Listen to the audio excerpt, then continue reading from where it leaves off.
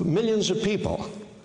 Oh, there were people on the, out there on the fringe who yelled socialism. Didn't matter. People needed it. If people need something badly and somebody does something for them, you can throw all the names you want at them. It won't matter, you see. But that was needed in this campaign. Yes. Instead of Obama and McCain joining together, I know some of you are maybe annoyed that I'm being critical of Obama, but that's my job. That's just, as a, I like him, I'm for him, I want him to do well, I'm happy he won, I'm delighted he won, but I'm a citizen. I have to speak my mind, okay? Yeah. And, but when I saw Obama and McCain sort of both together supporting the $700 billion bailout, I thought, uh-oh, no, please don't do that. Please, Obama, step aside from that. Do what... I'm sure something in your instincts must tell you that there's something wrong with giving $700 billion to the same financial institutions which ruined us. We got us into this mess. Something wrong with that, you see.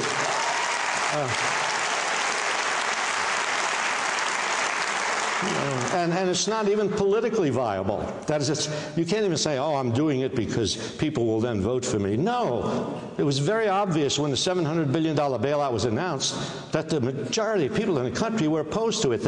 Instinctively, they said, something is wrong with this. Why give it to them? We need it. That's what the government, Obama should have been saying, no, let's take that $700 billion. Let's give it to people who can't pay their mortgages. Let's create jobs, instead of pouring $700 billion into the top and hoping that it will trickle down to the bottom. No, go right to the bottom where people need it and get. So yes, that was a disappointment. So I'm trying to indicate what we'll have to do now to fulfill what Obama himself has promised: change, real change. You can say change, but if you keep doing the old policies, it's not change, right? So what stands in the way of Obama and the Democratic Party, and what stands in the way of them really going all out for a social and economic program that will fulfill the promise of the Universal Declaration of Human Rights? Well, I can think of two things that stand in the way. Maybe there are more, but I can only think of two things at a time.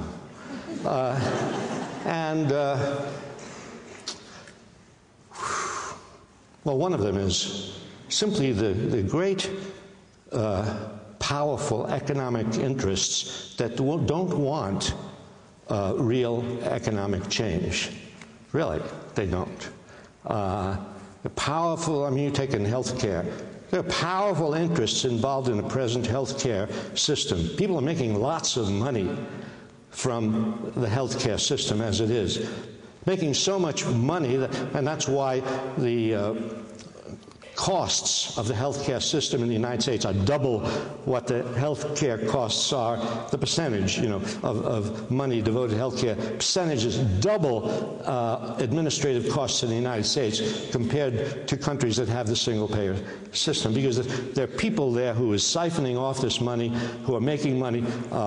Their health plans, their insurance companies, their health executives and CEOs, so that there are interests, economic interests that are in the way of real economic change.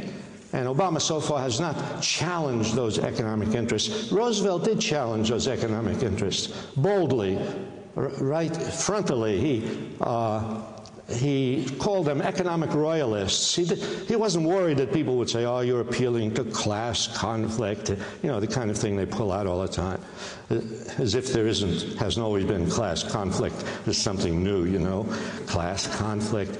You're creating class conflict. We've never had class conflict. We've always all been one happy family, you know, no. So yeah, there are these interests standing, you know, in the way, and you know, unfortunately, the Democratic Party is tied to many of those interests. Democratic Party is you know, tied to a lot of corporate interests. I mean, you look at the people on the people who are on Obama's economics team, and they're Goldman Sachs people, and they're former, you know, people like that, you know. That's not, they don't represent change. They represent the old style democratic stay put leadership. It's not good. So the other factor that stands in the way of a real, bold economic and social program is the war. The war, the thing that you know, a $600 billion military budget.